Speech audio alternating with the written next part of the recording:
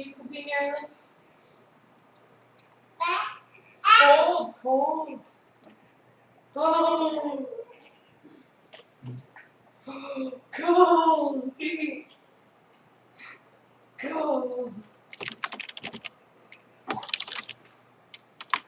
You know what her buttons make me think of? What? Sweethearts. Mm-hmm. No, you can't have me because mommy's no. You can feel it. No. She thinks it's water. Oh. No. Not sweethearts. Sweet. Yeah. I was thinking.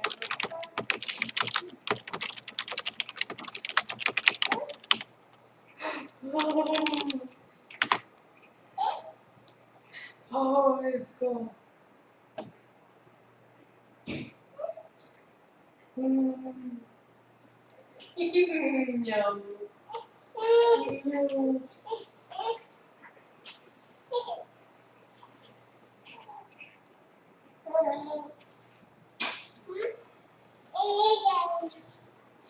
Well, cool.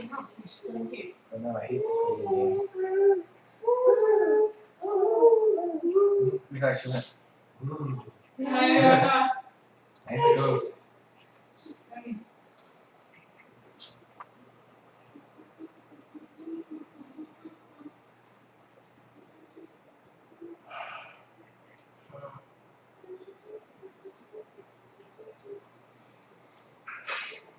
What's good to cook with spinach?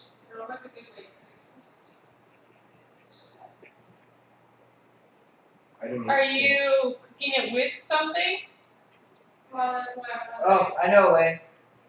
Is the Chicken gnocchi soup. Oh yeah. You're welcome. I'll have to look it up. That one you use baby spinach. Yes. You could add spinach and sausage soup.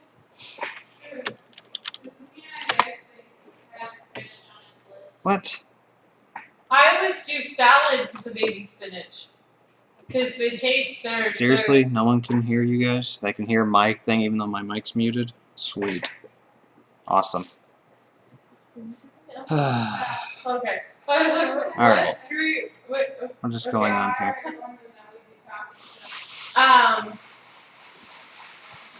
Anyways, baby spinach leaves. If you use Right? them like in your salad, then they're still whole. They're less nasty because it's not like they have that mushy texture. I'm working on that right now, so Oh, I don't understand how that's happening. If I find a good recipe before you, I'll let you know. Okay. The last time I tried it, I stopped I don't up on understand. the gnocchi because the Walmart on the Stray Parkway is the only one that has them. In their supermarket has it too. Really? Which one? I'm seriously not understanding. Alright. Oh yeah.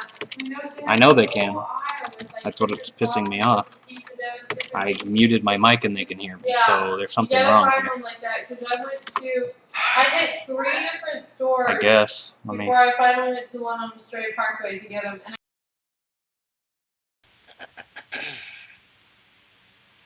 Hello, hello, hello. Hello, hello. Hello, hello.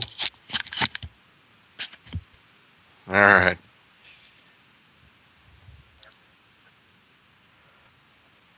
Alright.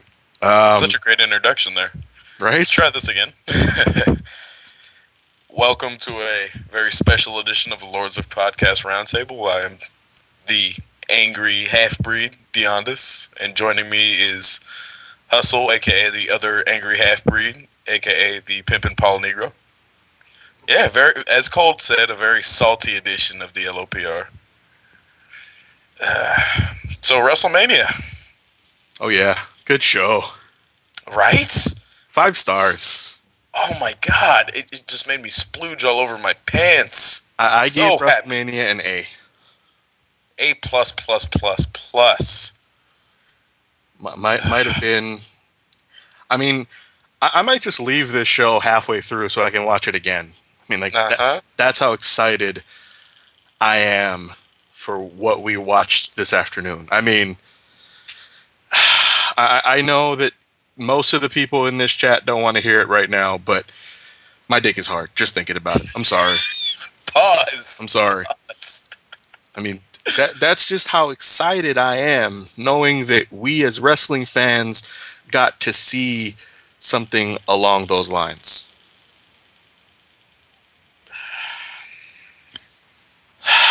Can we kill this positivity now? It's gonna make me shank somebody in the fucking throat. Yeah, let's get rid of the positivity cloak. Yeah, there's nothing to be positive about right now. Let's get into the actual thoughts that we had. I think we should start from the beginning of the show. Mm-hmm. As I was saying before I was notified that nobody could hear me talking, having a world title match open the show, not a huge problem. I would say if you asked 50 people what match was going to open WrestleMania, 45 of them would have told you Sheamus, Bryan Danielson. So we knew it was coming. That's fine. Sheamus winning the title, also not a surprise. A lot of people in the prediction contest that LOPR had picked Daniel Bryan to win, yes. But even a lot of them were saying, you know what, I wouldn't be surprised if Sheamus won. I picked Sheamus, so hooray for me, I got a pick correct. But with all the hard work that Daniel Bryan has put in the last few months, and when he came to the WWE, even his biggest fans would tell you right away, he'll get over as a wrestler.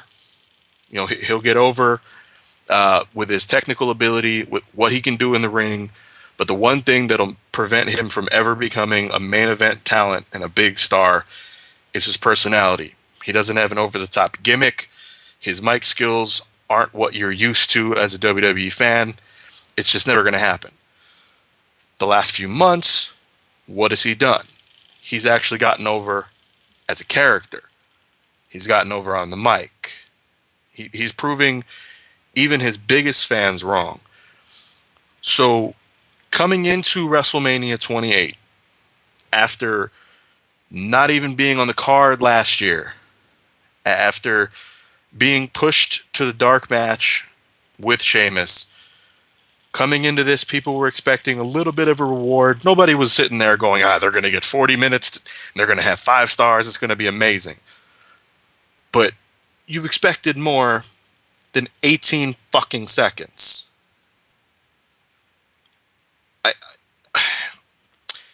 Words can't even really express how disappointing that was. And to be perfectly honest, I know I'm not the only person that really felt this way, but as soon as that match was over, is maybe give it a minute or two, because people might have been expecting some sort of a swerve or a bait and switch. Maybe they'll restart the match, or maybe something will happen. Nothing. Once it finally sank in that the World Heavyweight title match lasted 18 seconds, it killed WrestleMania, from me at least. Like, to add to that, not trying to interrupt you, but yeah, it most definitely killed WrestleMania for me.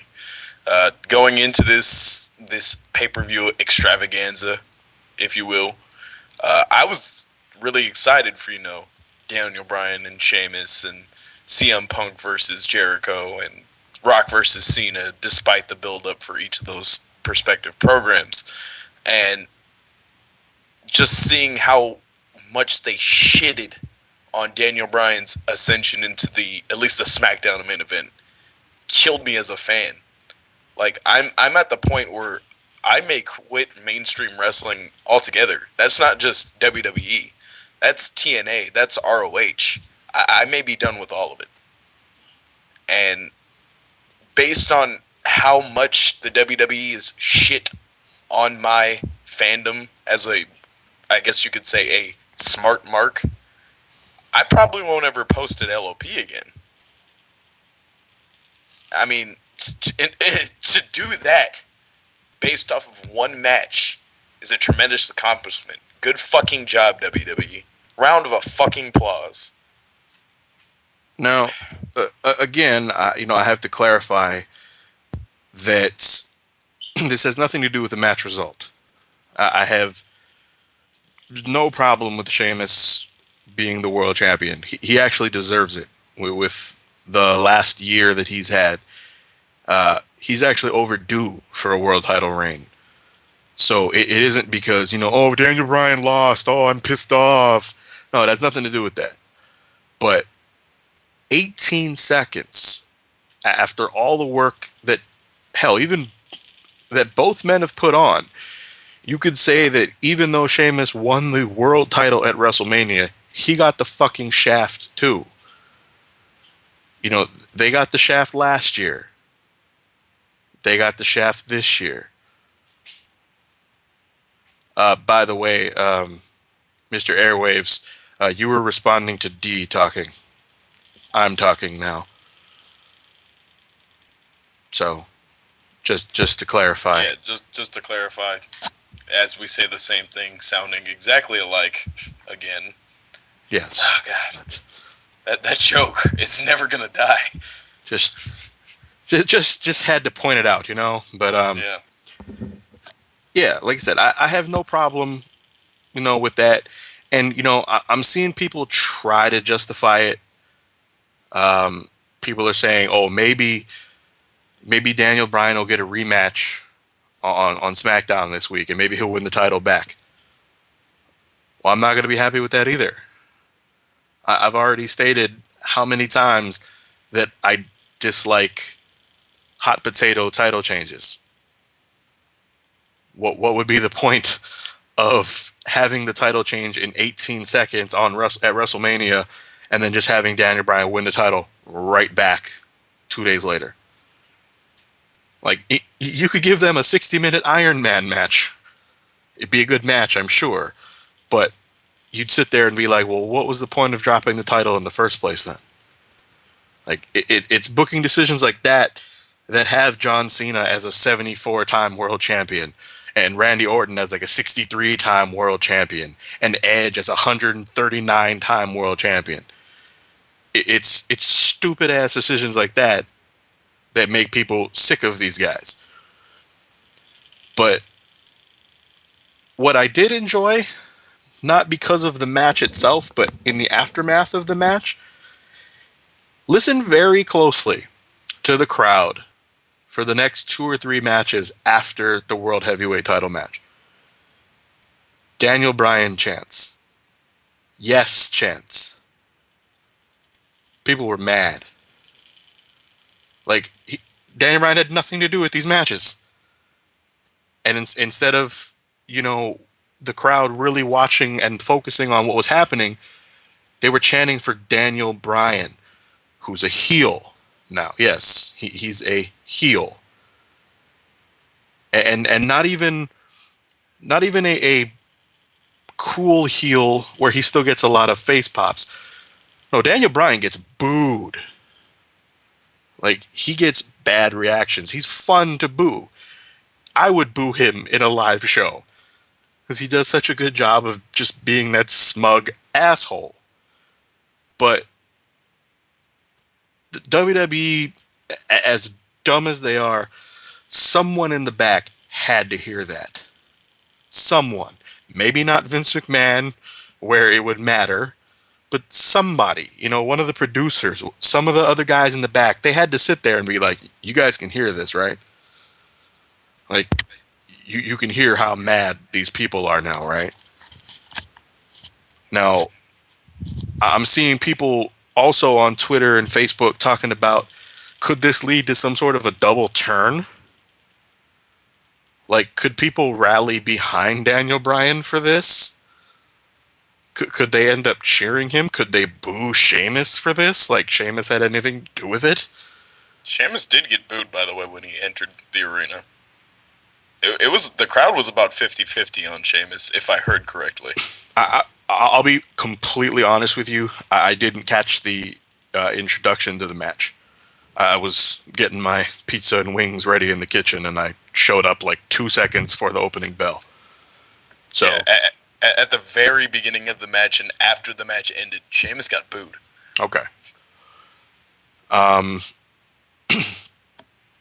mean, I wouldn't be surprised if it led to some sort of a turn, because now, admittedly, and I shouldn't be giving them the company credit for this, but admittedly, they've put an interesting situation right now, because how does Daniel Bryan recover from this?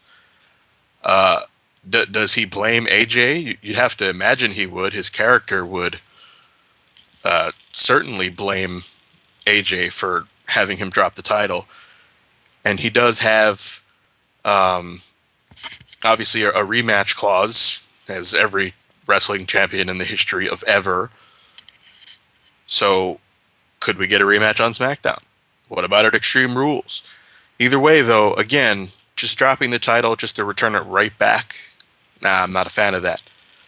But just the way that things went tonight with that match left such a sour taste in everyone's mouth. Like, it blows my mind to know that someone in the company thought it would be a really good idea. And the report that we're all seeing online, on LOP and sites like that, the company was trying to break the record that Kane and Chavo Guerrero had at WrestleMania 24 for the shortest, world title match or whatever. So think about that. The company is so full of fail that they tried to break the shortest match record and couldn't even do it. Like, at that point, once you went over the double-digit second mark and realized you couldn't do it, you might as well have had a regular fucking match. Like, why try to break that record? Is it because you were mad because you couldn't break the fucking stupid Guinness World Record for most wrestling masks in one building at the same time? They've been trying that for about a year now. They've been aiming to have, Rey Mysterio and Sin Cara in a match to where, everyone in the crowd would have a replica mask on, and ooh, you'd get a world record. Cool, you'd be on the news, fine, whatever. But when you couldn't have that, you figured, well, we need to break some sort of a record. Why don't we break that record? With the world title? The world title. Technically the second biggest title in all of wrestling. And that's what you decided to do with. Not a mid-card title. They didn't have the United States champion lose in 18 seconds. It wasn't any of that. It wasn't even the Divas champion. Sorry, Peak, but the Divas are considerably lower on the totem pole in WWE. We all know that. I don't think she's really that upset at you saying that remark either. But even if Beth Phoenix would have dropped the title in 18 seconds, wouldn't have been that big of a deal. But the world title, though, like, I don't know. To be honest, the more I talk about this match, the more it's going to piss me off. Oh, just you talking about it is making me seethe. I want to go punch babies or punch fucking nuns. I don't know. I'm angry. This isn't making it any better. Shall we just move on? Yeah. I think it's about that time. I mean, there's nothing else we can really add other than it's asinine to devalue your belts as much as that. Like, I understand they're props. I understand they're there just to make, I guess, amplify the talent that holds them. But it also is a marker of the prestige of your company. And it really shows that you give no fucks about your second brand or the superstars on that second brand. Like I was having a discussion with Cold, it's all about the machine with them. Problem is that the people running the machine are terrible at the execution. And that's what this entire pay-per-view exemplified. But let's move on. Should we talk about Orton and Kane? I mean, it wasn't anything really all that special. Talk about how it fucking sucked, shouldn't have been on the card, was thrown together. Randy Orton working his methodical pace against another methodical worker brings down the mood of the fucking crowd. Oh yeah, and the wrong guy won. Just throwing that out there. See, after the entire debacle with the opening match and, with things like that, when I found out that Orton was coming out second, or when he was coming out for the second match, I was like, okay, technically that's a good idea because you've pissed off a decent amount of the live audience. But okay, now that Randy Orton's coming out, obviously Orton is over with live crowds. He's over like Grover, as people like to say in the streets of somewhere. Greenwich, Connecticut. Pretty much, yeah. But he's over. So, okay, it's an Orton match. Cool. Maybe this will get the crowd going. But then I remembered that it's Randy Orton, and his style of wrestling, not the most exciting that we've ever seen. Matching him up against Kane, who also doesn't have the most exciting style in the world. Putting them together in a match, it was about a 10, 11 minute long match, give or take. Felt like 30. Mm-hmm. Like they didn't really click. Like they never really got out of first gear. And people can say, like D just said, and like people are saying in this chat right now, the wrong guy won. I can kind of agree with that, I guess. Orton should have won. Orton really had no business losing, actually. Especially losing without all types of shenaniganery. It would have made a little bit more sense if it was, through all kinds of underhanded chicanery. Chicanery, get it? Had Kane won that way, then okay, fine. But people in the chat are saying that the crowd didn't respond. It's because they weren't expecting Kane to win. When the referee was coming down for the 3 count, everyone was waiting for him to kick out. So when his hand finally hit the mat for 3, nobody knew how to respond. I didn't. I almost dropped a buffalo wing. and it rolled down my chin beard, and it left, buffalo wing sauce dripping off of my beard, and it took me about 5 minutes to go wash that out. But God. I really didn't know how to respond. I was literally about to put the chicken into my mouth and take a bite out of it. 3. What? Like, no. Did that? I even looked at my friend. I was like, did he just win this match? And he's like, yeah, I think he did. We had no idea how to respond to that. And the only problem now is that we're probably going to get a rematch. Like I said in my predictions, they're going to have Orton jog in place with a feud, probably until Over the Limit against Kane. Oh, that I have no problem. I don't have a problem with that, but putting him in another match with Kane, why?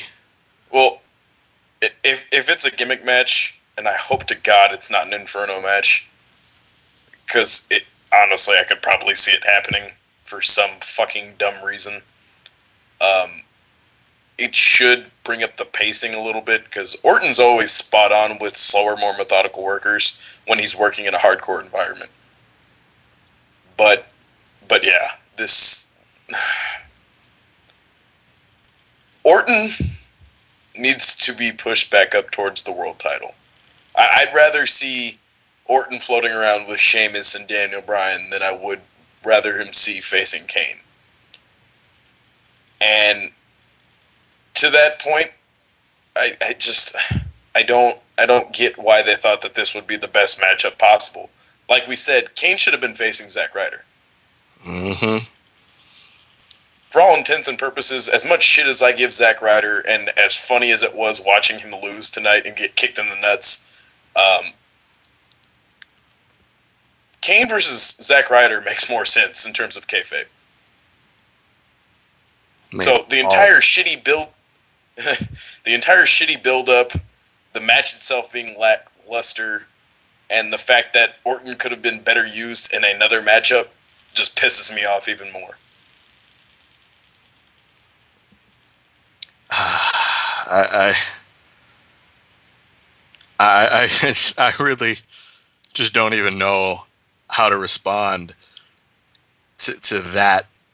I mean, it wasn't even a huge deal. It's kind of just whatever. With what happened throughout the rest of the show and in the beginning, you kind of even just forget that Orton and Kane even happened. So it's whatever. But shall we move on? Is the Intercontinental title match worth talking about? Why don't we let Jeff answer that one? He seems to want to get on the call. Well, is he going to be? Well, see, if we let him on, he's like the sixth person that is asked to be on this call. But he's also OG LOPR, and he does have a unique insight on the event itself. Well, see, okay, here's my thing.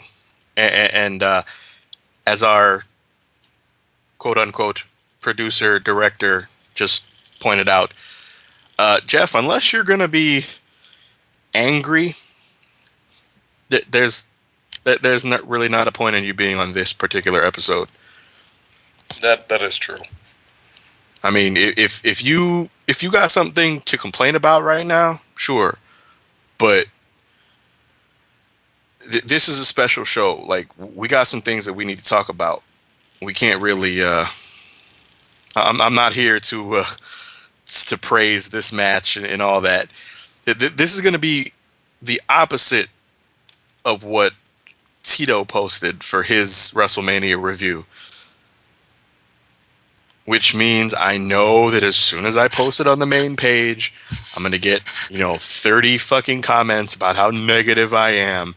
But that's kind of the point. It's one thing if you're really negative at a show that people loved. Like if you, for instance, watched Money in the Bank last year, and as soon as Money in the Bank was over, you just ranted and raved about how shitty the fucking show was. That's one thing. But if most people, obviously there are even people in this chat right now that said WrestleMania wasn't that bad, but most people on the internet right now that are talking about WrestleMania or have talked about WrestleMania said that the show sucked. So if I'm saying that it sucked, it doesn't really make me negative. It means that I actually watched the show. So shall we just skip through the Intercontinental then? The only thing I could really add to that match is it didn't help that it was another slow-paced match. Yeah, we saw it coming. I mean... Yeah. The only thing I could really add to it wasn't terrible. I didn't hate that match. Still not as impressive as Shaq versus Show would have been. But whatever. You gotta take what you can get. I just really didn't care about the match. It did nothing for me. Like I predicted, Big Show was going to win just to give him that rub of holding all the active titles in the WWE. And also the fact that, that I guess they want Cody Rhodes to move on and grow as a performer. So, I don't know. I gives no fucks about that match, I guess you could say. Well, in that case, Let's talk about the Divas. Hey, a match I didn't even watch. Huh? Divas tag, including somebody that isn't even a diva. So, we knew it would be bad.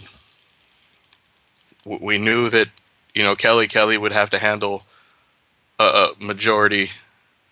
You know what? Fuck it. Let's just not even talk about this. The match sucked.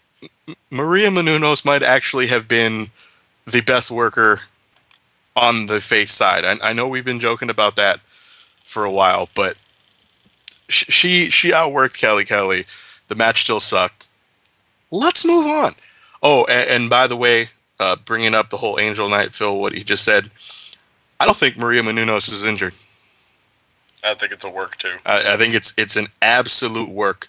There's no fucking way that they let her take the bumps and take the abuse that she took in that match with quote unquote 2 broken ribs and 2 fractures in her foot. There's no way. No way. Not a fucking chance. But whatever. So let's move on. How about that? Let's completely skip it. And that means it's time for Hell in a Cell. Yay! I also didn't watch this match, so I cannot really comment on it. So go ahead, Huss. Okay. Oh, and by the way, even though he's not in the chat right now, I know he's listening because he tweeted about it. Tag, when the whole point of the show is to be pissed off and to rant about something, having people on the show praising things, not helping. It's defeats the whole purpose. It's like bringing out Albert Pujols in the middle of like a Lakers game and be like, hey, you want to hit some balls into the crowd? It has nothing to do with what we're doing right now, but you're here, so it's different. Let's do it. Am I still robotic? No, you're good now. Oh. All right. So anyway, Hell in a Cell. All right. Yeah, I guess I leaned in a little too close to my speakers for that one. But Hell in a Cell. Okay. As I said on Twitter when people were asking me about it, you're looking at about a 31-minute match. I believe it was just under 31 minutes. I'd say at most 15 minutes of it was action. At most. There was several spots in that match that was just chair shot, chair shot, chair shot. All right, Sean, end it. Stand around. Wait. Shawn Michaels leans in. Just give it up, Taker. No, I'm not going to give it up. Just give it up, Taker. No, I'm not going to give it up. Stand up. Wait. Chair shot. Chair shot. I'm going to keep going, by the way, guys. Chair shot. Chair shot. Chair shot. End it, Sean. End it. Sean, end it. All right, Taker. Give it up. No, I'm not going to give it up. No, give it up, Taker. No, I'm not going to give it up. All right. Wait. Chair shot. Chair shot. Chair shot. If you think that's good psychology, as Tito said earlier, you don't know psychology. Like that's not psychology when it takes 15 fucking minutes. And even on top of that, why would you stop? If that's your entire point, is that you want to just beat this shit out of this man until he can't continue anymore, why'd you stop? Well, why hit him with a chair a couple times and then be like, all right, Sean, go get in there? No, fucking make sure that he's finished. Like, I don't understand the logic there. It doesn't really make a whole lot of sense. So there was all that stalling, all that wasted fucking time. And again, like I said on Twitter, and like people are saying in this chat right now, what was the fucking point of it being in a cell? That could have been a last man standing match.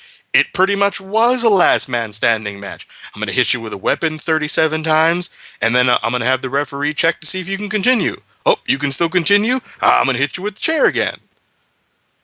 What's the point of putting it in a cell? What makes that point even worse is, what's the point of putting it in a cell, and why couldn't you do a Money in the Bank if you were going to do that? It's just, I mean, okay, I was about to say, like B-Dub said, I was about to say that it's a selling point. I get that. Ooh, Hell in a Cell. Oh, they've done it at WrestleMania, but not recently. But, oh my God, Hell in a Cell at WrestleMania, that's a big deal. And then, like, nothing. That would be like giving us Money in the Bank and then having the match end by pinfall. Like, not one person climbed a fucking ladder, and then person A pins person B, match is over. Like, well, what was the point of it being a ladder match then? I don't understand. Like, they didn't use the fucking cell. They didn't do any of that. I wasn't expecting them to jump off the cell or anything like that, but use the fucking cell. That's what you're there for. And then, it started to pick up in spots. I'll give them that. Like I said, when there was actually action taking place, it was fun to watch. It was fun with Shawn Michaels going back and forth about, should I interfere? Do I do the, quote, right thing? What do I do? And then he finally got involved in the match. It backfired. Michaels did a good job of selling that with his, crying in the corner. He did a good job of selling that. But there was just so much stalling. Last year's match has been so split down the middle. If you ask everyone in this chat right now, the 40 people that are here right now, WrestleMania 27, Triple H, Undertaker, what'd you think of the match? You're either going to hear it was a fucking match of the year candidate, they beat the hell out of each other, and I loved it, or you're going to hear that it was so fucking boring. Just two old fucking men walking and walking and walking. I personally loved the match, but then again, I'm biased because I was at that WrestleMania. Whatever you thought last year, double it for this year. Because if you thought the action from last year was cool, I think the action from this year would be better. But if you thought last year was slow and boring, holy shit, you may have hung yourself during this one and you wouldn't be here listening to the show right now. Like I said, there's no point in having a 31-minute match where barely half of it is action. It seemed so forced, especially with, everyone being mic'd up. With the whole, Triple H telling Michaels to end it, and Michaels coming in and telling Undertaker to give it up, and Undertaker saying no, and you can hear them all clear as fucking day talking to each other. Like, really? You've mic'd them up that much? It just, like I said, it just seems so contrived. But hopefully, it really is over now. I know that was the whole point of the match, that it's the end of an era. Triple H lost, so now he's going to be gone. If you believe that, though, I don't know what to tell you. You're in for a rude awakening, considering he just signed a fucking 4-year contract to wrestle in the ring. Taker's not done either. He's only has to wrestle one match per year. He's at least going to be around for maybe 4 more years. See, people are sitting in the chat saying that Taker might be done. Yeah, that's fine. But you don't think we're going to hear this again next year? Even if it doesn't lead to another match. Taker won, but he disappeared. Triple H is still there.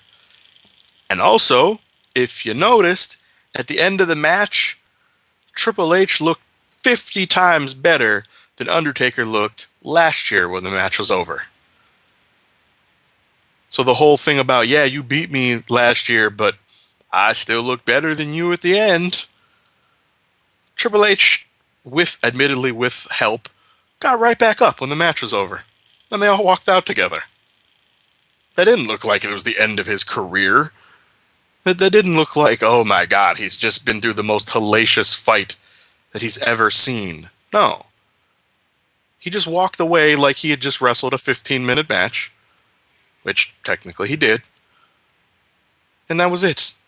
He looked like he could wrestle tomorrow night if he wanted to. But, like I said, when there was actually action taking place, I had no problem with Hell in a Cell. None. But there was just too much spots where there wasn't action going on at all. I get that Shawn Michaels is involved in the story, but I don't need 10 minutes of them fucking talking to each other. Like, that's not what people pay their money to see, is an extended promo during the match. But, you know, whatever, I guess. So, shall we move on again, or would you like to actually discuss that Jim Ross came back?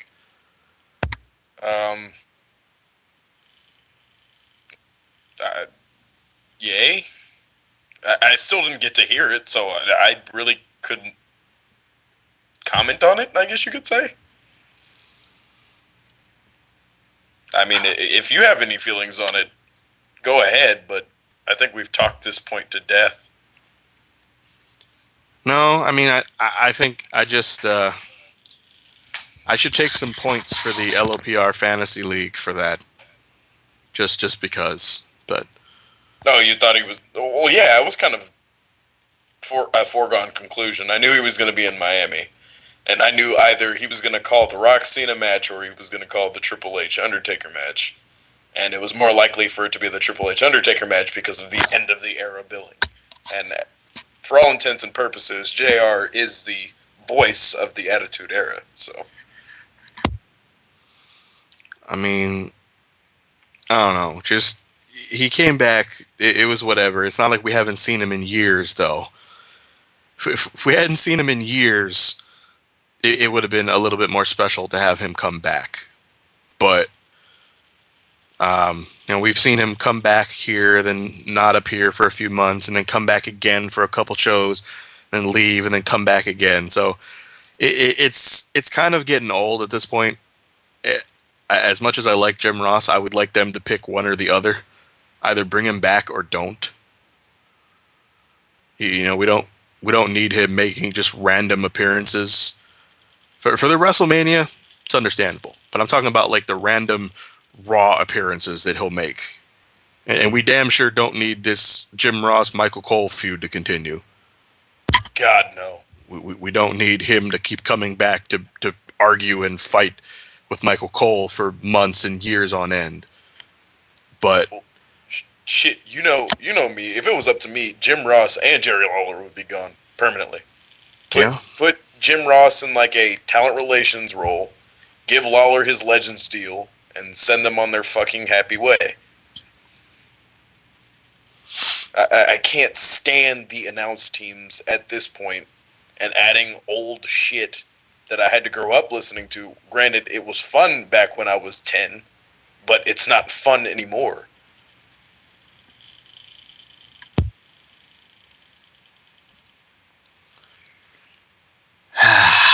So, moving on again. Yeah. Let's go. What's next? Team Johnny, Team Teddy. Okay. I have to get this out of the way. Mm-hmm. Going in, we knew it was going to be a clusterfuck. Mm-hmm. We all knew this.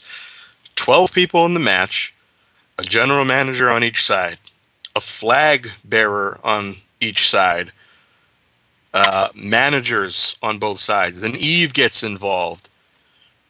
You know, there was so many people involved in this match. We knew it was going to be a clusterfuck, and it was. It was actually a bigger clusterfuck than we even thought it would be. The only highlight of the match, Mark Henry throwing Hornswoggle. That was it. I'll disagree. I thought that match was a lot better than what it should have been. Well, then we shouldn't be talking about it. Yeah, maybe a little bit, but it was a messy clusterfuck. The only thing I'm really grateful for is that it's over, and Teddy Long is no longer a on-screen authority figure, like I said he wouldn't be. But whatever, it's over. Thank God. Okay, actually, I was wrong. The highlight of the match, well, the match itself, the highlight was, yes, Mark Henry throwing Hornswoggle, but the highlight of the entire segment from beginning to end would have been John Laurinaitis and Teddy Long's suits. Oh, God. Like, I had no idea that Brother Love returned. I had no idea that Slick returned. Like, I don't know what they were doing at ringside, but they were there. That's fine, whatever. But those suits, just incredible. But this whole Zack Ryder thing, like,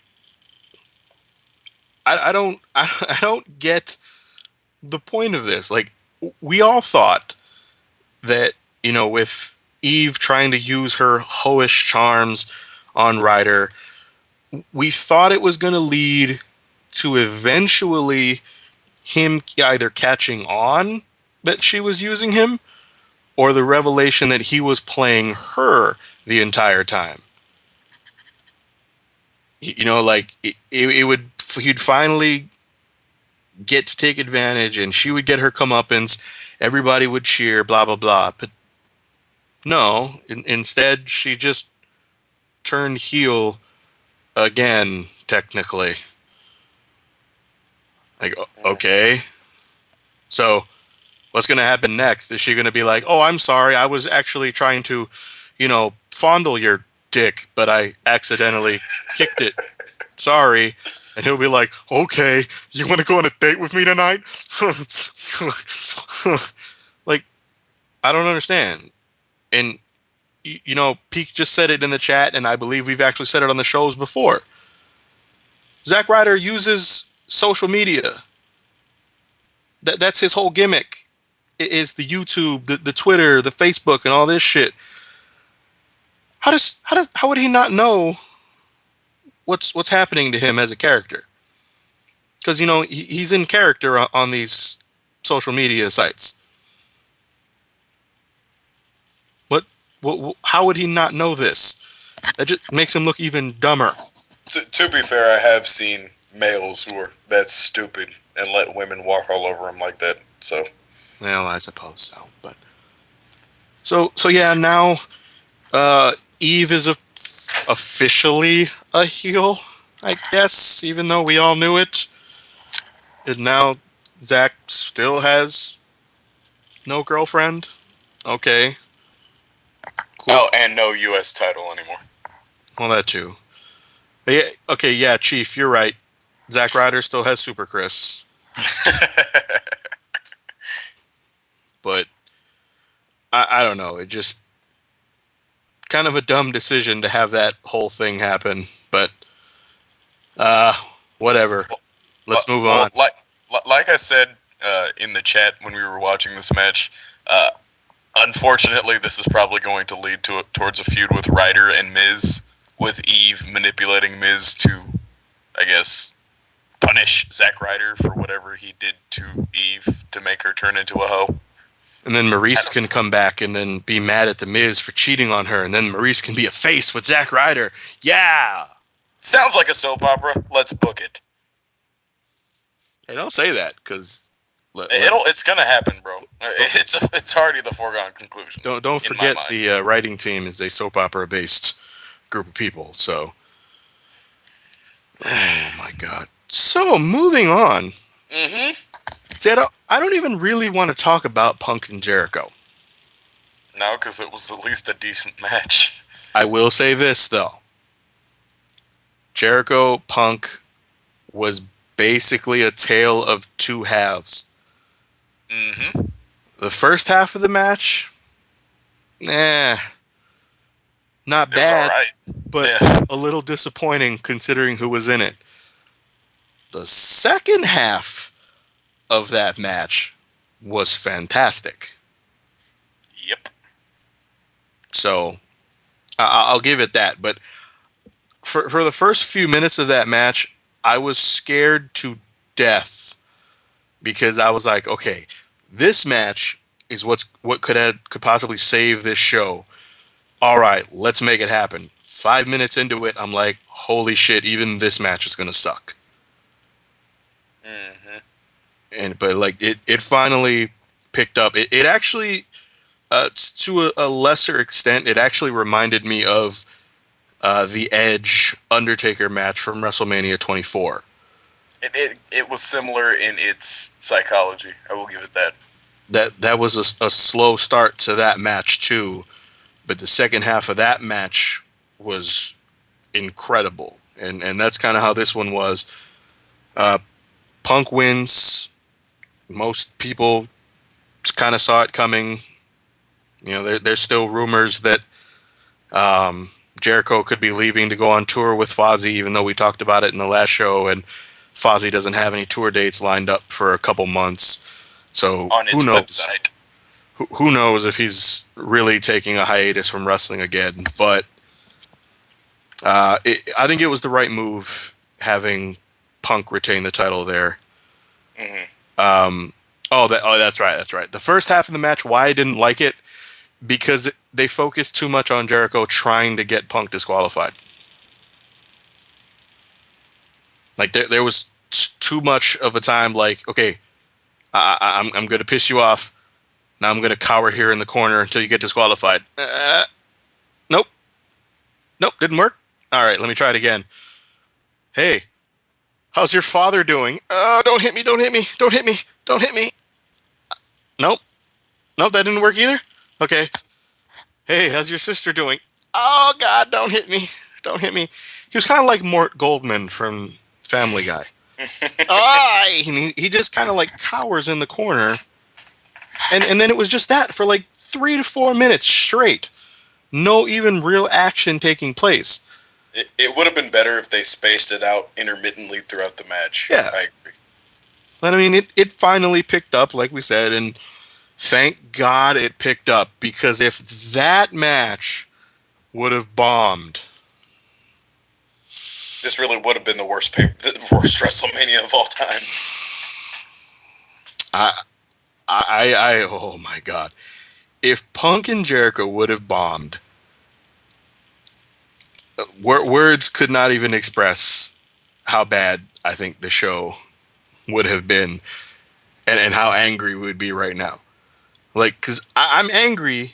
You may or may not be able to tell because I'm not sitting here yelling and cursing, but I'm pretty angry at how the show went. But had Jericho and Punk bombed, you'd know I was angry. Let's just say. So thank God they actually put on a good match and had some entertaining moments. Very, very nice ending sequence to that match. With all reversals and everything. Very nice. I ended up giving it a 3.25 stars.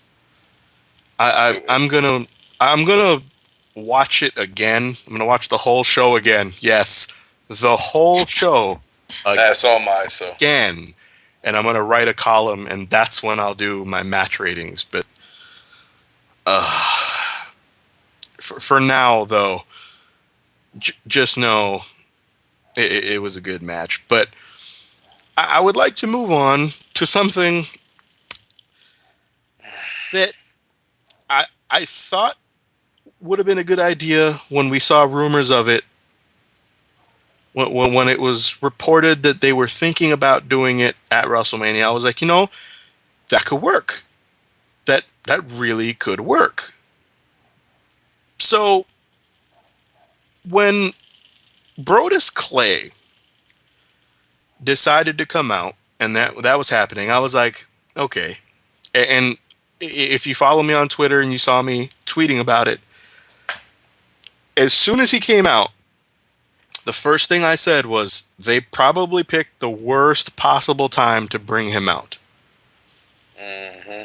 Because it was so late in the show, and the crowd, they weren't really into it.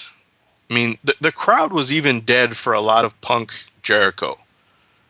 Like they were just, they weren't ready. So when Brodus Clay came out, I was like, well, it's going to be a squash match. So it'll be quick. He'll come out. I don't know why they would put him and a jobber in a match on WrestleMania, but whatever. We'll see it. So then he decides to get on the phone, and he starts talking to his mama, apparently. And then it just went downhill very, very, very quickly. And midgets came out, and I don't even know what was happening. Like midgets sneaking in other midgets behind them underneath their dresses. Like I don't know what was going on, but they thought it would be a good idea to do that. And Kyle, you should probably pay attention because Cole's been calling your attention for about a minute or two now. I don't know what exactly he's asking for here, but like they thought that would be a good idea, and I'm gonna take Jeff's word for it because he was there. He says that the crowd loved the Brodus Clay segment. I didn't hear that when I was watching the show. When they cut to the crowd, there were people dancing, yes. But and there's the picture. There you go, folks. Yeah, I didn't really hear that crowd reaction that Jeff is talking about, but whatever. Like I said, I have to take his word. He was there. He would know. But also another thing you need to account for is it is an open arena. This is true. Open stadium, and there's 80,000 people in there. This is true. Noise doesn't carry like it does in an arena. And it was the same way with how people were saying that, the Georgia Dome was really quiet and blah, blah, blah. Georgia Dome was fucking loud as fuck when I was there. All you got to do if you don't believe that the Georgia Dome is loud, go back and watch the episode of Nitro where Goldberg beat Hulk Hogan for the WCW title. Then tell me the Georgia Dome isn't a loud place. Yeah. But this whole Brodus Clay segment, it wasn't that long. I'll give it that. It wasn't dragging on for 10, 15 minutes. But, wow. Somebody in the back, once again, thought that this would be a good idea. They thought, you know what?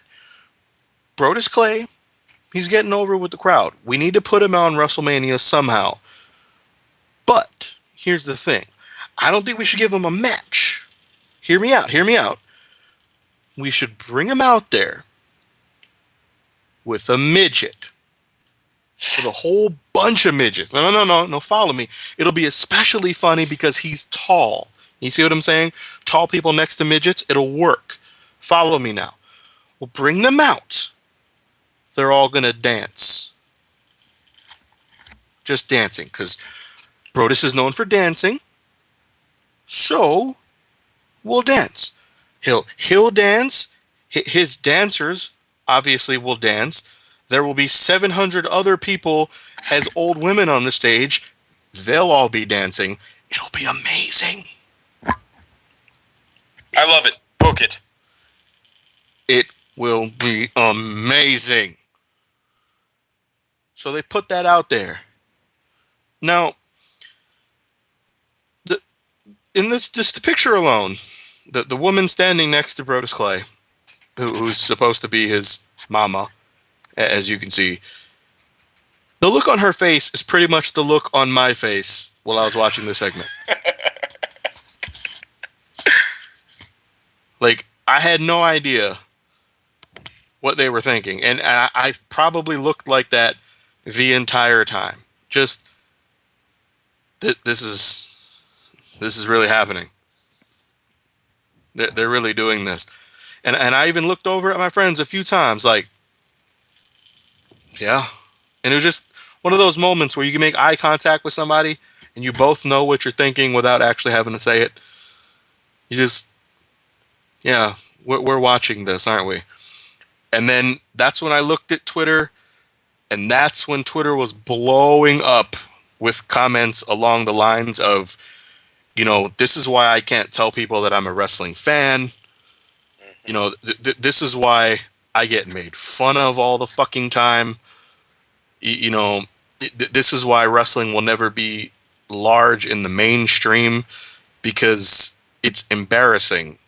And the sense of humor that people like Vince McMahon or people that are in charge of these companies, the sense of humor that they have is so out of touch with reality, it doesn't work. Like, what they think is funny, because Vince McMahon was probably laughing his ass off when he was backstage watching this. He was probably having that huge bellowed laugh that he always has.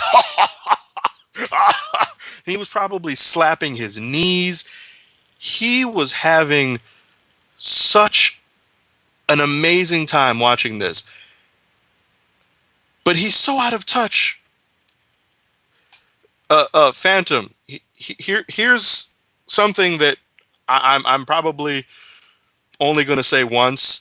If you want a counterpoint, go somewhere else and fucking listen to the counterpoint. If you're going to complain about what the fuck we're saying in here, get the fuck out. Go listen to something else. Yeah, and I'm also going to say, the next time you do come in here and you say some shit like that, Hustle's not going to be the one who's going to cuss you out. I will be. And you really don't want me cussing you out. I've said from second one, before we even got into this fucking room, what this show was going to be about. You knew, before you even clicked the link to get in here, what was going to be happening. So, if you don't like what we're saying, that's fine. You don't have to. All right, get the fuck out of here, you fucking faggot.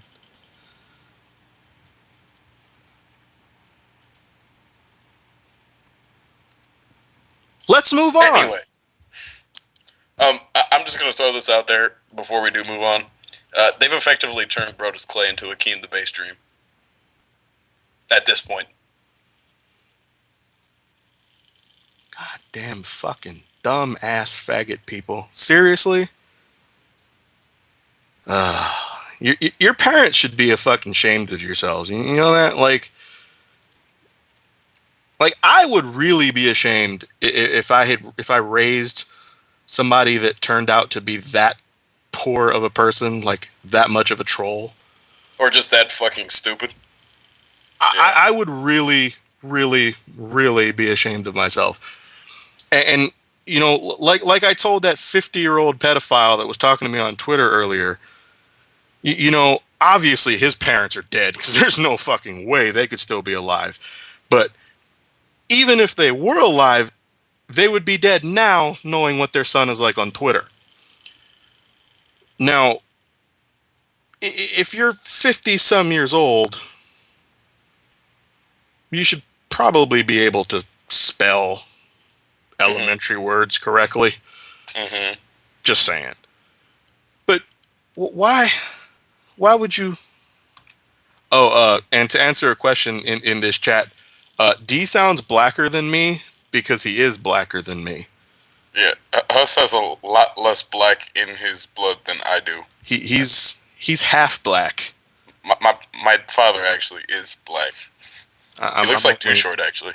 I'm only a fraction of Jamaican. Maybe like a quarter or a fifth even. But yeah, he's blacker than me. So if he sounds blacker than me, that would be why. Yeah. But my family hails from the nation of Cameroon, so hence why I'm so short, by the way. But it happens. uh-huh. So, back to what I was saying before, people decided to slander the fact that I sound blacker than you. That's a first right there. Let's move on to the hip hop concert that we saw. Since we're talking about black people and what black people enjoy, let's talk about hip hop, huh?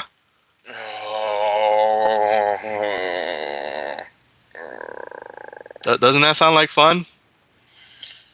Fuck Machine Gun Kelly, fuck Flowrider, and give a special double fuck you to Diddy for ruining all of hip-hop. I bet you killed Biggie, you son of a bitch.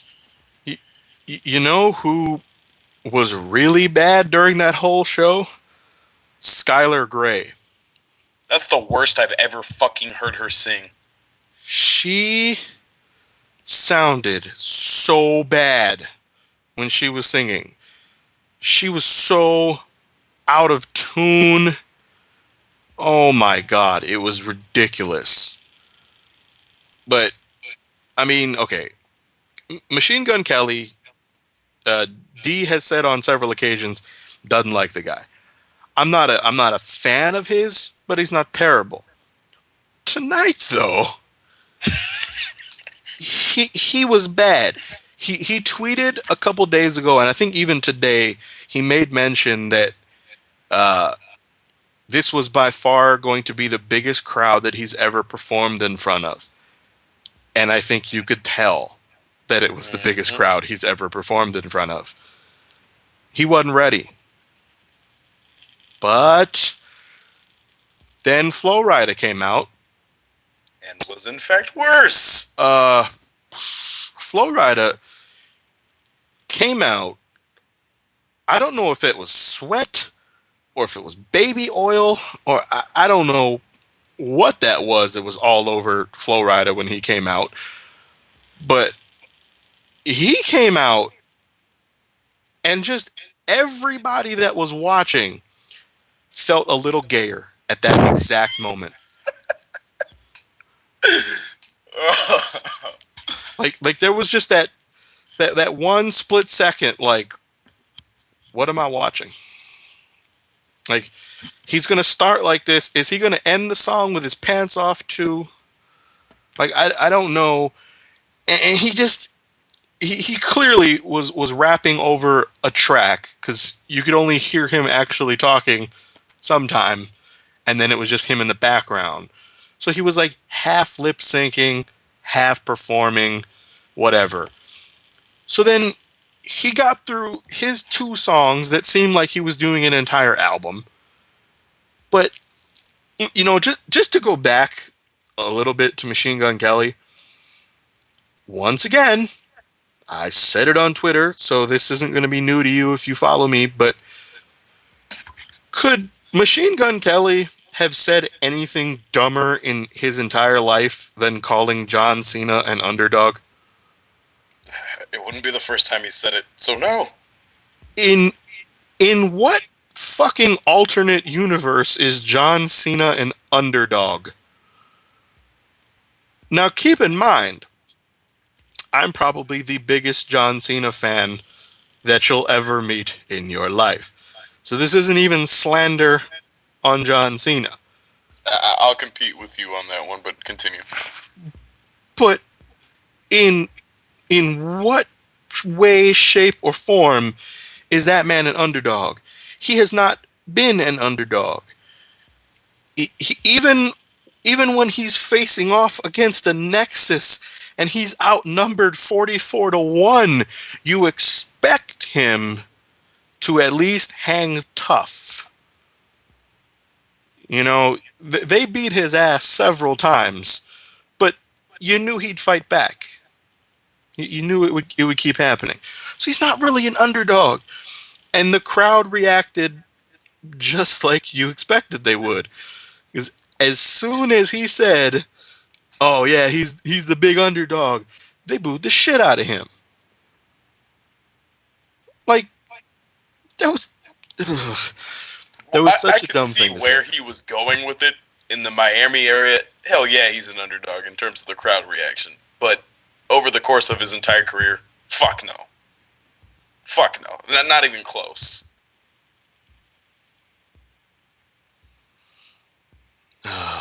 So, some people though, like he's just not an underdog. And now people in the chat are talking about John Cena's shirt and how it's new and all that. It's not new. He's had a green shirt like that. He had his John Deere shirt before. That was that shade of green. Colored. Yeah. Like he's done this shade before. It's just a new design. It is kind of funny that in one calendar year he has 4 shirts out. Because he went into WrestleMania last year with a new shirt. You know, that's 2 in that one day. He has this green shirt. He had the Rise Above Hate. Technically, if you want to count the Cena Sucks shirt, he also has that. That's a lot of shirts. Like, they could make 50 shirts. I'm not going to really complain because the kids and the women will buy it and it'll keep making money. So it makes sense for the company to want to do it. But yeah, the first thing I said to my friends when we watched that, I was like, well, that's not really helping the Fruity Pebbles stereotype for him. Like, all these last few months with The Rock making fun of him for being a Fruity Pebble, it didn't make a whole lot of sense when he had a black shirt. Like, it didn't make any sense. But now that he's back to a grass green shirt, all right, we're back to the Fruity Pebbles thing again. But the main event itself, the match itself wasn't terrible. Fuck that. It was fucking awful. I don't know about that. It wasn't. It was sloppy. It was sloppy and it was stiff. Granted, if that's what you like, cool. But these motherfuckers were legitimately trying to take one another's heads off. It was a bad match. It was not a good match. What was bad was, once again, The Rock and his sharpshooter attempts.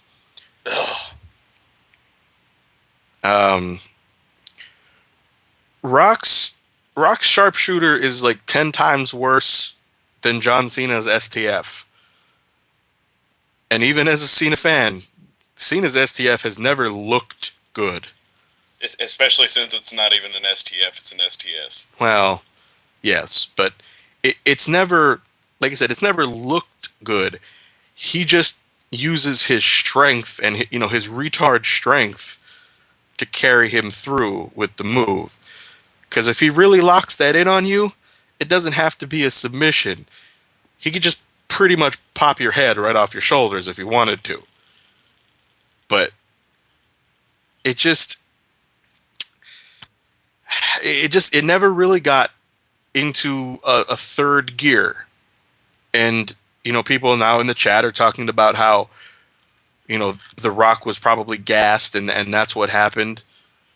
Oh, I said it during the chat. He did not look to be in ring shape at all whatsoever. No, he didn't. I mean, I'll give you that. He didn't have his best performance. His match at Survivor Series was way better. It was crisp. I mean, he he looked pretty good at Survivor Series. I'll give him that. Admittedly, it wasn't a one-on-one match. He didn't have to carry the whole thing, but he did his thing at Survivor Series. He showed the world that he could still do it, and that made people more excited for WrestleMania. But this match, like I said, it never got past second or third gear. It never really moved the way you thought it would. And the crowd was pretty much into it, and that's what you would expect. It's John Cena and The Rock. Like, if the crowd can't get into that, then there's no hope. But it never really clicked. But I've seen worse. I guess I'm rating it a little bit higher because it's the main event and one of the biggest matches of all time. And also to address another thing, you could hear the spots being called the entire fucking night.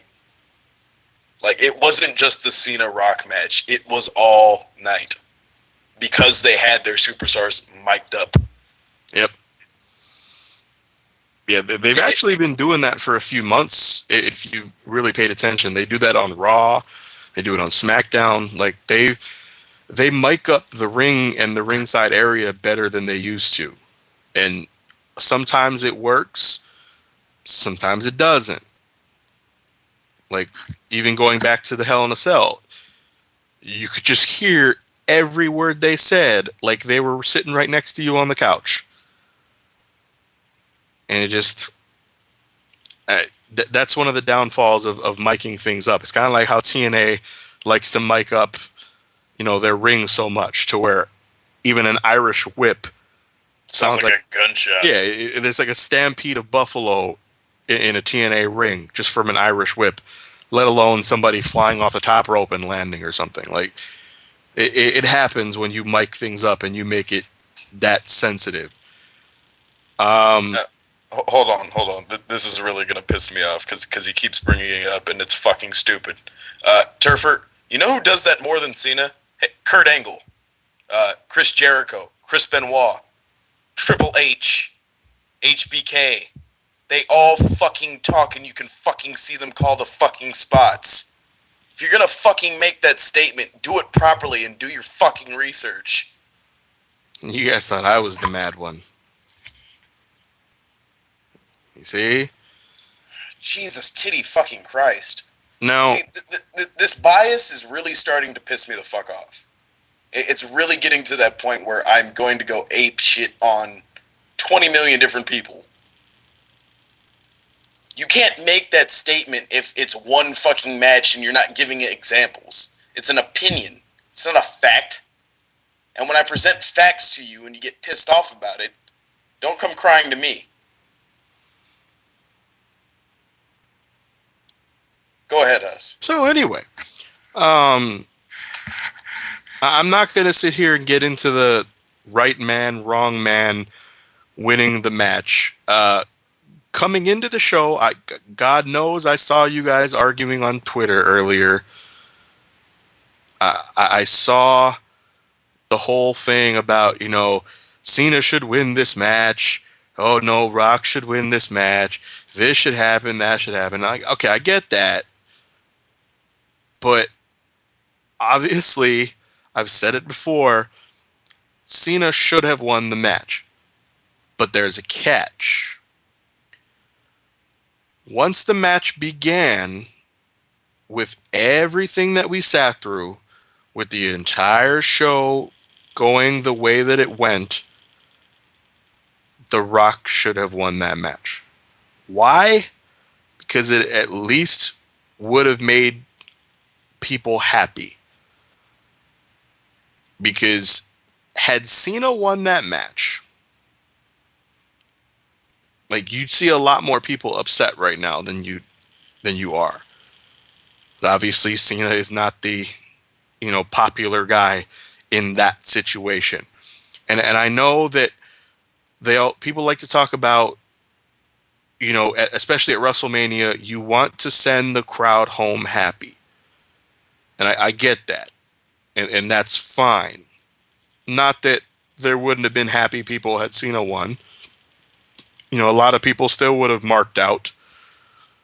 But in that instance, with what the crowd had been sitting through, with the crowd being killed off because of bad things that happened, they were upset about the world title match.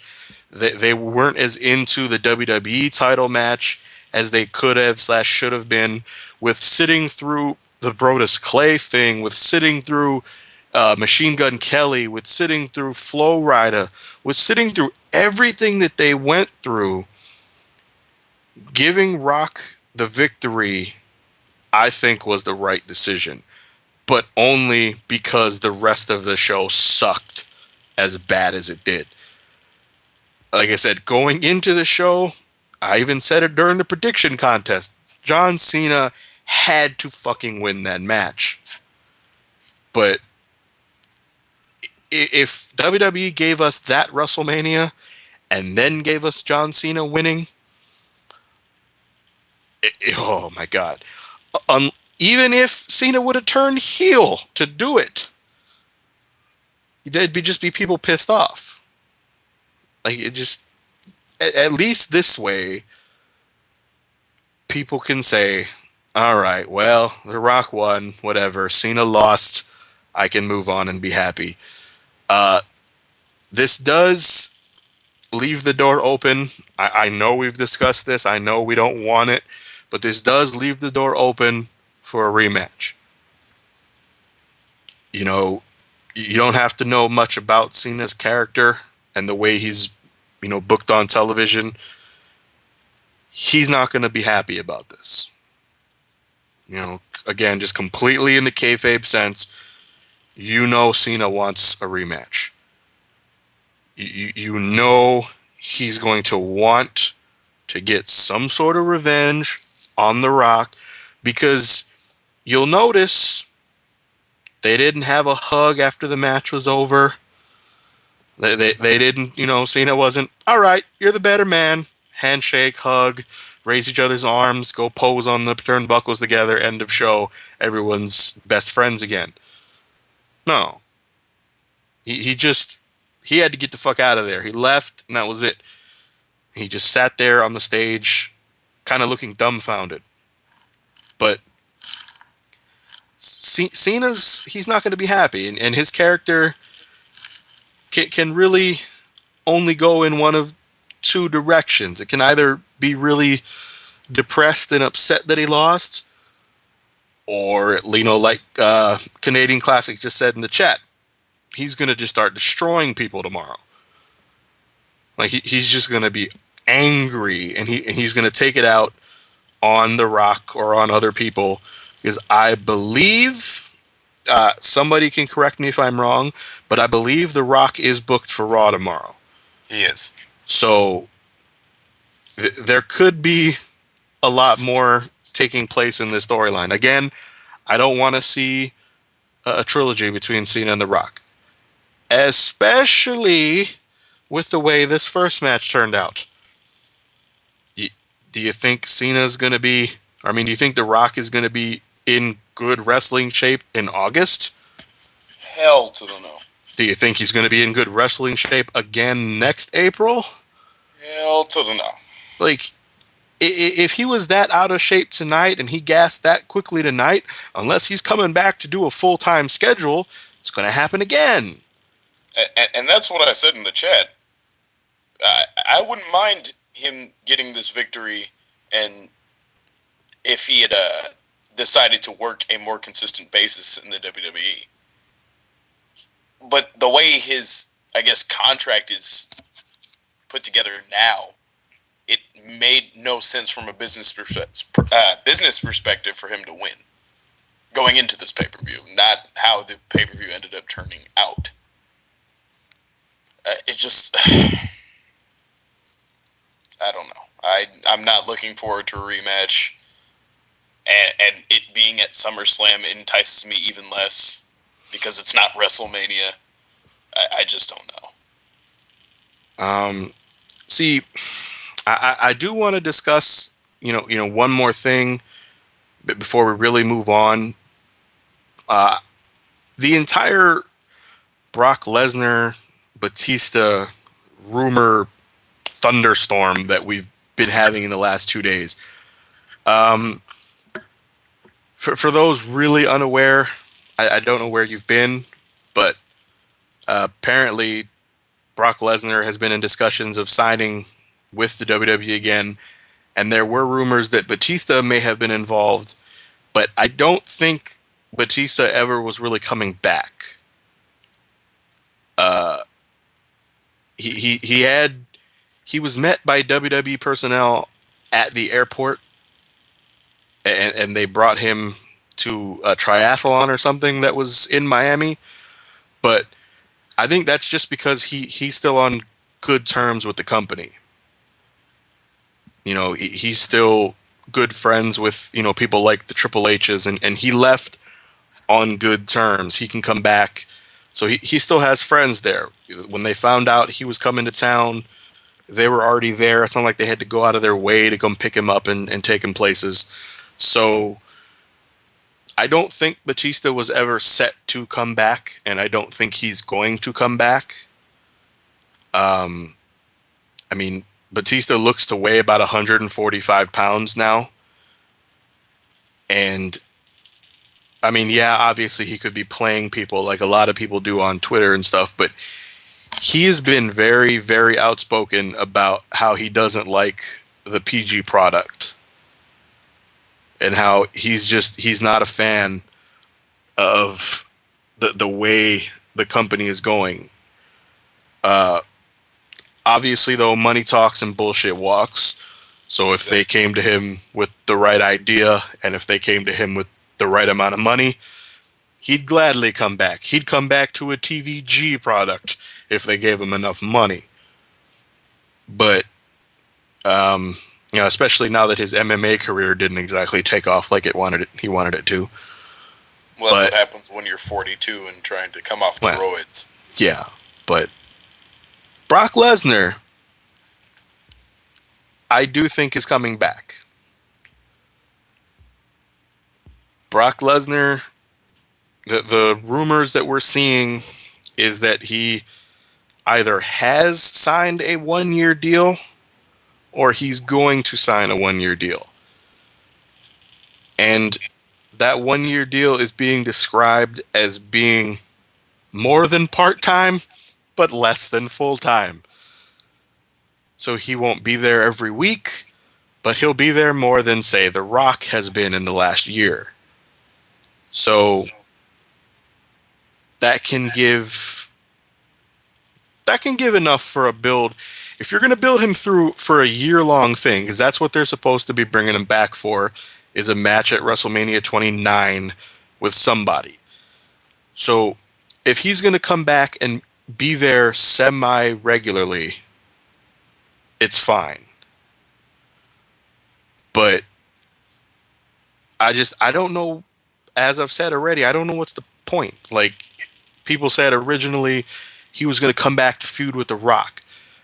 And that was the initial thing that started the rumor. I posted that on the LOP when the news broke, that somebody asked The Rock about facing Brock Lesnar at WrestleMania 29, and The Rock kind of laughed it off and said, "Hey, I didn't say anything. You didn't hear it from me."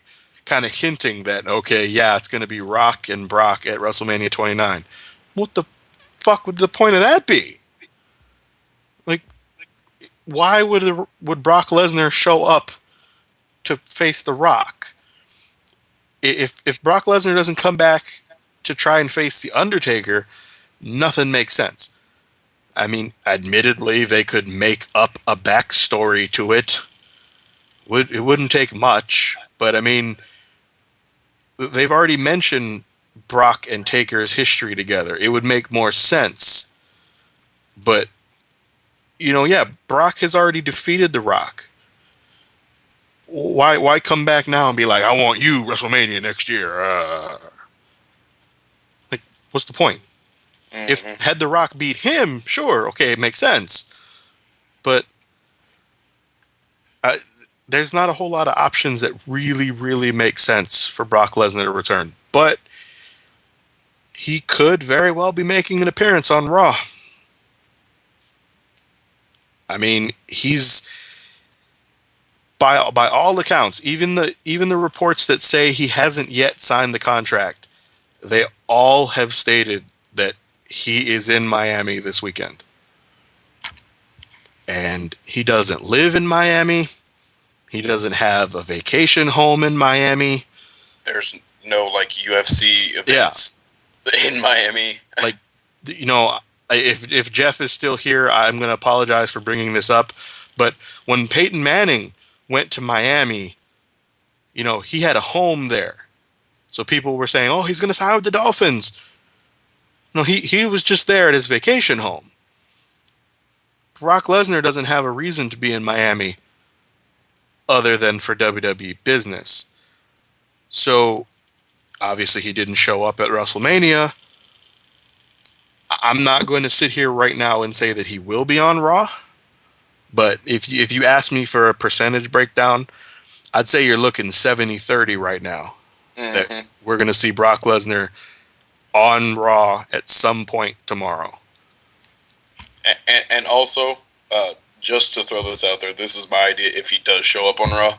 I think that there will be some kind of segment between Undertaker and Triple H, you know, saying, like, you brought the best out in me, blah, blah, blah, blah, blah, so on and so forth. And if Brock shows up, he just comes in and destroys Undertaker, takes him out for the year. With the way that Brock's contract is structured, Brock can still, you know, have a pretty decent run through the roster and put together some entertaining matches, be it, you know, CM Punk versus Brock Lesnar, or John Cena versus Brock Lesnar, or Orton versus Brock Lesnar for that matter. So there's going to be opportunity there to see some interesting stuff that we haven't seen in quite some time, especially the type of athletic specimen that Brock Lesnar is. Okay. It was just asked in the chat, you know, what about Lord Tensai? Now, could he show up on Raw? Sure, but I don't think he's going to. Not yet. Not this week. Especially if the rumors are true that he's going to be showing up to feud with either Cena or Orton. Like, if he's going to feud with Orton, it wouldn't make sense not yet because Orton still has to get revenge against Kane. Cena, though, there's an interesting way because Tensai was supposed to come back as John Laurinaitis' bodyguard type. Well, we did just talk about how Cena's not going to be very happy coming out of WrestleMania. He's not going to show up on Raw tomorrow as at least I hope not, as, you know, the happy-go-lucky Cena smiling and, you know, playing to the crowd and, oh, well, I lost. The Rock is really the greatest of all time. Shucks. No, it's not going to happen. So if Cena is that angry and he's going to want revenge, well, who's running the WWE right now? Johnny Ace. John Laurinaitis is running. If John Laurinaitis doesn't give John Cena what he wants, Cena's probably going to try and take it. If Cena decides to take it from Ace, Ace is going to need some help. David Otunga's not that help. We've already seen Cena beat Otunga within an inch of his life 8,000 times. So I think Tensai could return, but it's going to be probably a few weeks. Are we pausing because I said that he's going to take it from John Laurinaitis? Yeah, I think we are. Is that okay? All right, I concur with that one. That was pretty pause-worthy. I'll take the L for that one, I guess. I really should know better, being on the pause board of directors and all, but I let that one slip, and I apologize. But yeah, Lesnar should be on Raw. Tensai probably won't. Tensai, I'd say maybe after Extreme Rules. Give it a few weeks. Maybe at Extreme Rules, but just give it a few weeks because they just started airing his vignettes. Give it at least 1 or 2 more weeks. But I mean, we'll see. Because now obviously is when all the rumors of this FCW guy is going to be being called up, and this FCW guy is being called up. So there's 15 people that are going to be talked about making their return or debut in the next few weeks. So we'll see what happens. But Angel Nightfield, you're smoking rock if you think that people are going to mark harder for Paul Heyman than Brock Lesnar. That's an asinine statement right there. Let's not forget, though, Paul Heyman just defeated Dusty Rhodes in Hustle Madness. So True. Maybe people really like Paul Heyman more than we originally thought. Ugh. Oh, God. Did anybody that's currently in this chat vote for Paul Heyman over Dusty Rhodes? Admit it. Just admit I it. didn't vote. I forgot to vote, to be honest. Just please raise your hand and admit it if you voted for Heyman over Dusty Rhodes.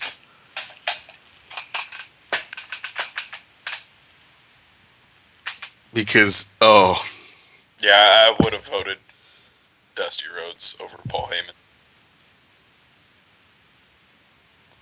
that... peak.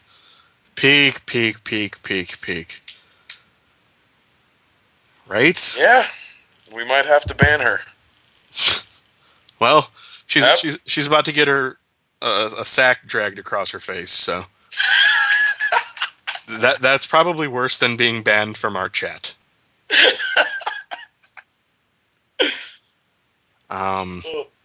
Yeah, I would much rather be banned from this chat than have a cold sack dragged across my face. Thank you very much.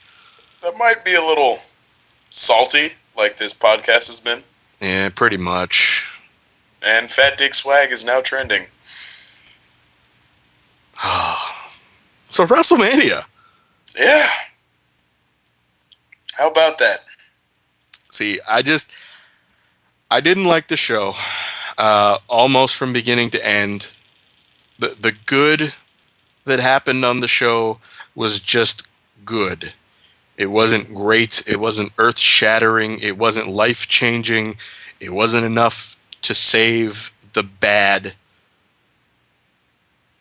If I just have to give a final grade without going through the match-by-match star ratings, which, like I said, I'll do later for my written review, but I fucking hated WrestleMania.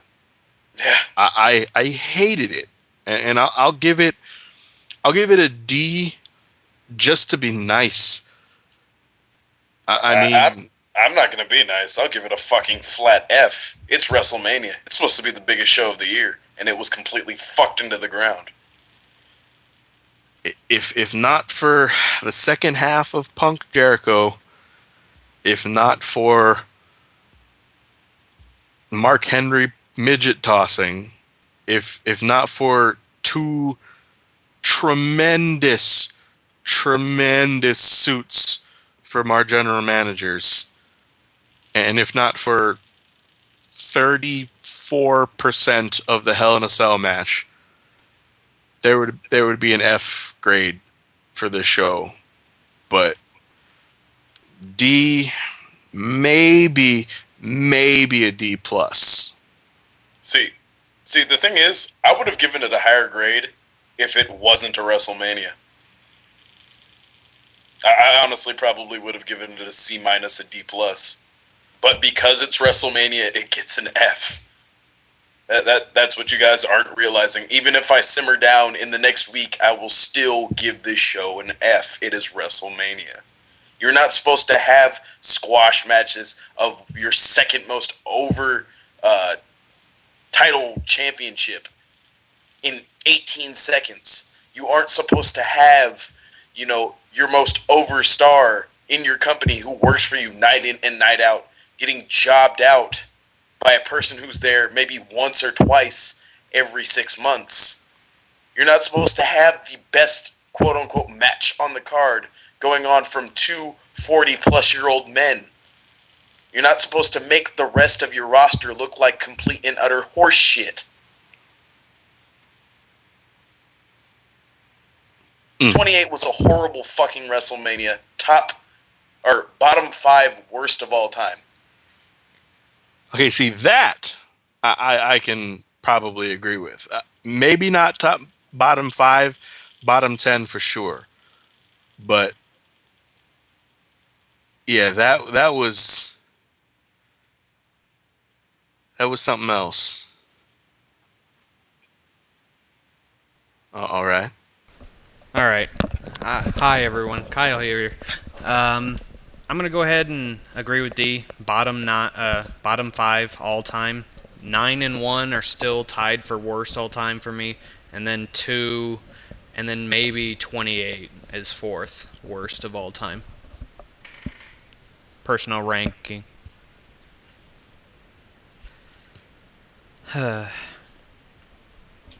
So disappointing. 6 weeks ago, we were so fucking ecstatic at the, rumored card for WrestleMania. And this is what happened. What even makes it worse is I had to skip watching fucking Game of Thrones to rant about how pissed off I am about this fucking pay-per-view. I gave up spending time with my significant other to rant about how pissed off I am about this pay-per-view. So it's making WrestleMania that much worse for me.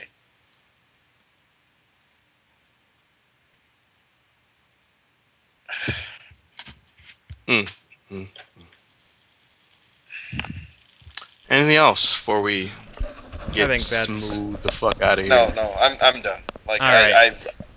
I've gotten my anger out.